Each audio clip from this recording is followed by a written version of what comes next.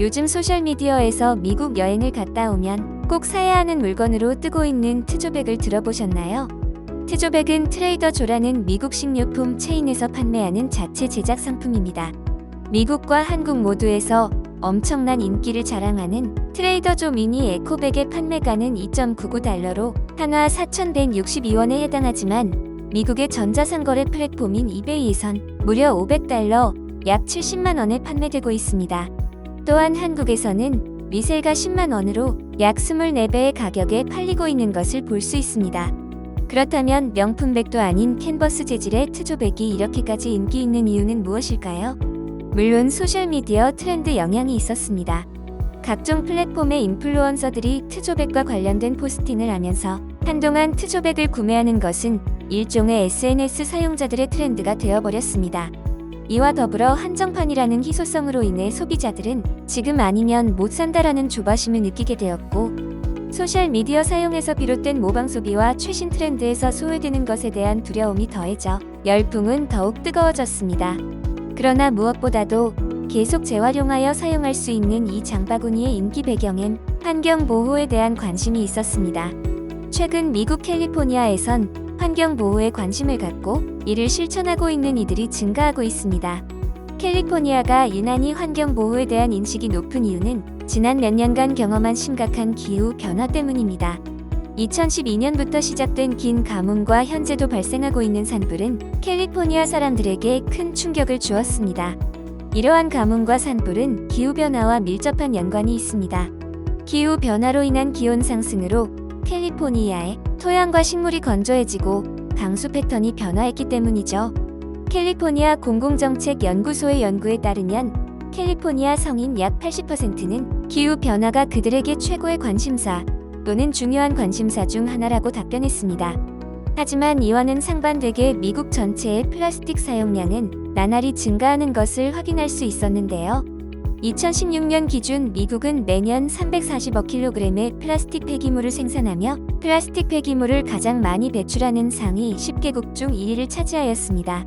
또한 2019년 미국의 플라스틱 폐기물 발생량은 주민 1인당 220kg 이상에 해당하는 730억 킬로그램으로 추정되었고, 이는 전 세계 평균 1인당 플라스틱 폐기물 발생량의 약 5배에 달했습니다. 이런 플라스틱 폐기물로 인해 2021년 미국은 63억 미터톤 이상의 온실가스를 배출했고, 이는 전체 인위적 온실가스 배출량의 13.5%를 차지하며 기후변화에 막대한 영향을 끼치고 있습니다. 기후변화의 심각성을 체험하고 있는 캘리포니안들의 환경보호를 위한 에코백 구매 증가는 어쩌면 당연한 현상일 수도 있겠는데요. 그렇다면 캘리포니아는 환경보호를 위해 어떤 조치를 취하고 있을까요? 캘리포니아는 이미 2016년 상점들이 얇은 일회용 비닐봉지를 제공하는 것을 금지했습니다. 이 법안에 따라 상점들은 재사용 가능하거나 재활용된 종이백 또는 퇴비화할 수 있는 비닐봉지를 최소 10센트 수수료를 부과하여 판매하게 되었고, 재사용 가능의 범주는 최소 125번 사용할 수 있게 설계된 가방 및 최소 225mm 또는 1000분의 1인치 두께의 두꺼운 플라스틱 필름을 포함하여 내구성 있는 재료로 만들어진 가방으로 설정되었습니다. 하지만 캘리포니아 사람들은 법안이 통과되기 전보다 더 많은 파운드의 비닐봉지를 버리고 있었는데요. 소비자 옹호 단체인 킬퍼그의 보고서에 따르면 버려진 봉지의 톤수는 2014년 인구 1000명당 4.08개에서 2021년 인구 1000명당 5.89개로 증가하여 사상 최고치를 기록했고, 실제 플라스틱 폐기물의 톤수는 약 50% 증가했습니다. 그 이유는 재사용 비닐봉지는 재사용에 대한 기술 사양을 충족하기 위해 일회용 비닐봉지보다 최소 4배 더 두껍지만 재사용이 되지 않고 있었기 때문입니다. 또한 코로나 봉쇄 기간 일회용 사용이 증가하면서 문제는 가속화되었습니다. 문제 해결을 위해 현재 캘리포니아에서는 재사용 비닐봉지를 금지하는 새로운 법안이 제안되었고, 지난 5월 상원을 통과, 7월에 하원 또한 통과하여 현재 세추위원회로 재회부되었습니다. 법안의 주요 내용을 함께 살펴볼까요? 법안은 먼저 재활용 종이 가방과 재사용 식료품 가방을 재규정했습니다. 기존의 재활용 종이 가방은 최소 40%의 소비 후 재활용 재료가 포함되어 있어야 했지만 2028년 1월 1일부터 소매업자들은 최소 10센트의 수수료를 받고 50% 이상 재활용된 재료가 포함된 종이 가방을 제공해야 합니다. 또한 재사용 식료품 가방은 천 또는 세탁할 수 있는 직물로 만들어져야 하며 특정 내구성 기준을 충족해야 합니다. 다음, 가방에 대한 새로운 요구 사항이 생겼습니다. 매장에서는 일회용 가방을 제공할 수 없으며 재사용 가방은 최소 300회 사용 시 175피트 거리에서 22파운드를 운반할 수 있어야 합니다.